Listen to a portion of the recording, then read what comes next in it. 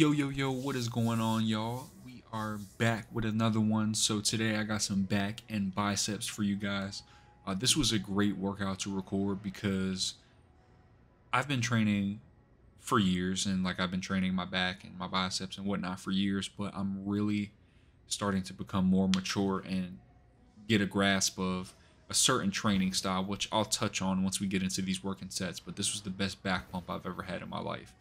So just getting into the warm up, did a little bit of foam rolling, self myofascial release. It's always good to do before your warm up or before your stretches because foam rolling helps decrease sensitivity to any tender areas of your body. So your body is less likely to compensate and essentially it won't mess up your form, or it's going to decrease the chance that it'll mess up your form. So just following that, doing some cat cows and doing some other exercises to open up my T-spine. The back days that I'm doing, whether it's just working your lats or any rows or pulling movements or pullovers, those are all gonna help with uh, improving posture, but just opening up that T-spine with some of these warm-ups. And as you can see, I'm doing a prayer stretch, opening up those lats. So after I finish warming up, I jump into a little bit of pre-exhaustion. So I like to use TRX bands. I've been doing that for the past couple weeks. It's good because not only am I pulling my body up, which is pre-exhausting my back and my biceps, but the TRX band is forcing me to kind of stay stable. So I'm kind of working on a little bit of stability at the same time. So just do about 2 sets of 10 to 12 of these, and I'm ready to get into the first exercise. So the first exercise is T-bar rows. Ideally, I'm supposed to be doing a chest supported T-bar row, but we don't have that at this gym or the other gym I work out at. So I make do with what I have and make sure I keep my form strict. So with this, going 3 plates, that's about as heavy as I'm comfortable going while being able to maintain my form. And now that we're in the working sets, I'll jump into my philosophy. So the philosophy is slow and controlled reps, which can seem sometimes like common sense, but really slow on the descent because obviously when you're contracting the muscle, that's the main way that people know for it to grow. But muscles also grow through stretching. So you can see that I'm pulling towards my chest and I'm squeezing my back for a little bit at the top of the movement, but I'm letting the weight down very slowly. I'm stretching my back under load. So that's my philosophy, slow and controlled throughout the whole movement.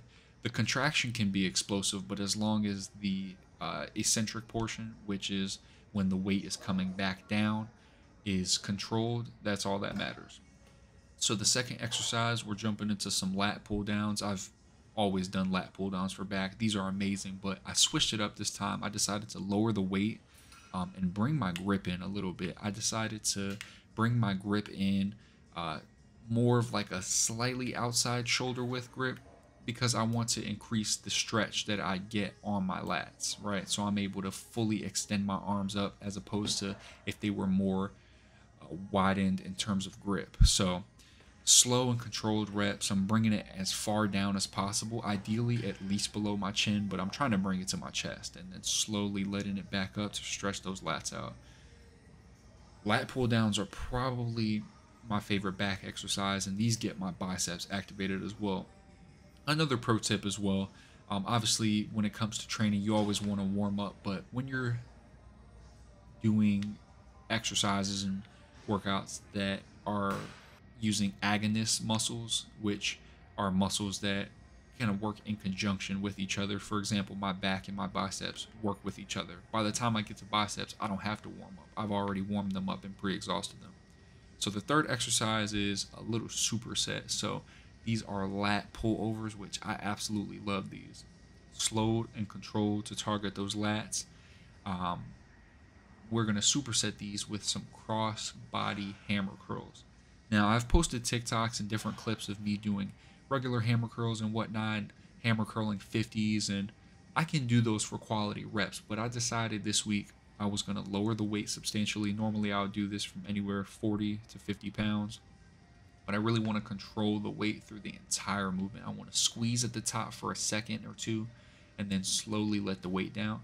And I got a way better pump than if I was curling 50s. So I've gotten into a more mature mindset with my training of, yeah, I want to get stronger and yeah, I want to move as much weight as possible, but I really want to be able to control and, as Phil Heath would say, master each weight. I want to be able to do what I'm doing with these 30s and just squeezing at the top and controlling it throughout the entire thing. I want to do that with the 50s eventually. So now we're done with the back portion of the workout after that superset. So jumping into some more bicep stuff.